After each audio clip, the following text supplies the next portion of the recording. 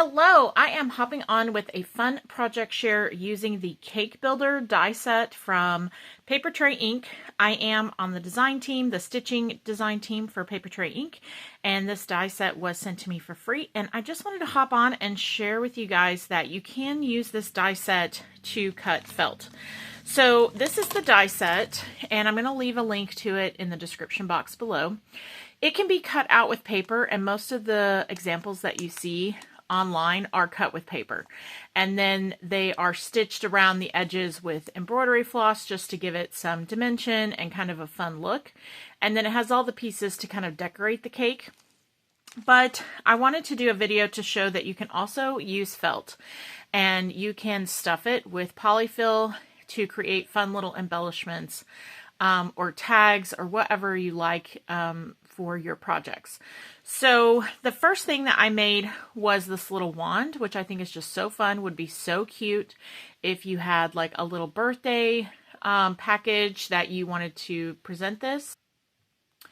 To create this, I just die cut 2 pieces of my cake and the like embellishments for the cake. So I've got the frosting up here and some piped frosting down here. And then I just stitched it together with embroidery floss. Up here I have the little candle, and I did add some like ruffled trim down here to the bottom, which I thought was just kind of cute. And then I also added some ribbons to the bottom of the cake, and then glued a bow in the center here, and I think that just turned out so sweet. So I just put the straw in the center. You just put a little dab of glue to hold it in there.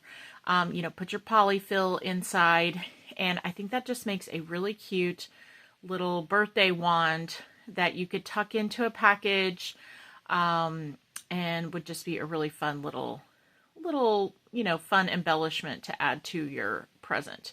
So that is what I created there. And then over here, I also created these too. And my idea is to turn these into tags. So I thought we could do that together on this video, just to show you how I'm going to turn them into like tags or charms, I guess, really probably is more like it. I created these little cakes. Again, I added the little frosting details up at the top of this one. Instead of adding a candle, I just put a cute little button and some little felt leaves. These leaves do come in the die set, as does the piping and all of that, and then I just stitched it around. And then for this one, I added some sequins and seed beads all throughout the cake, and then used the flower that comes in the die set at the top here, and then added my little frosting down here at the bottom. So really, really cute. Love how this turned out. Now I do want to point out a couple of things. If you have never tried the felt over at Papertrey Inc., I highly recommend it. It is 100% wool. It's very reasonably priced. It comes packaged in a little plastic bag like this. And then I usually just print out the name of the felt and put it on the outside so that when I run low, I know what I need to grab to replace it.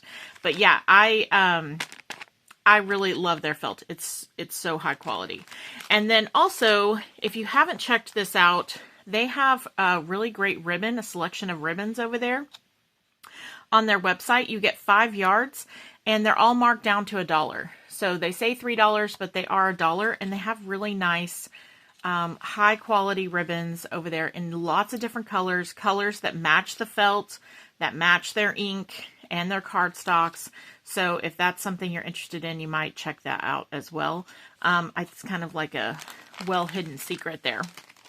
Okay, so in order to create little tags here or little charms to hang off of stuff, my plan is to use my crocodile to punch a hole in the corner, add an eyelet, and then a little chain. So I thought we would do that together. So let me gather my supplies and I'll be right back. Okay, so I've gathered my supplies. I've got my crocodile here. I've got some white eyelets, and then I've got these little chains, and you can grab these chains on Amazon. I'll try to leave a link for them down below just in case you're interested in picking those up. And what I'm going to do is I'm going to take my little cake, and I've left some space here in the corner where I haven't put anything so that I can punch a hole there and then put my eyelet through it. So that's what I'm going to do now. So let me just take this out. And these particular eyelets that I have do have a little backer piece just to give it a more finished look. I think those are the Making Memories eyelets, if I recall correctly. So I'm just going to punch a hole here in the corner of my cake. Now, don't do this until after you are finished making your cake. And then I'm going to just very carefully slide this off. Okay, and once you pull that off, then you have a little hole there, and I'm going to put my eyelet just in that hole. And then on the back, I'm going to put my little like reinforcer. I'm not sure what that little piece is called there, but it just goes right on top. And then I'm going to use my crocodile to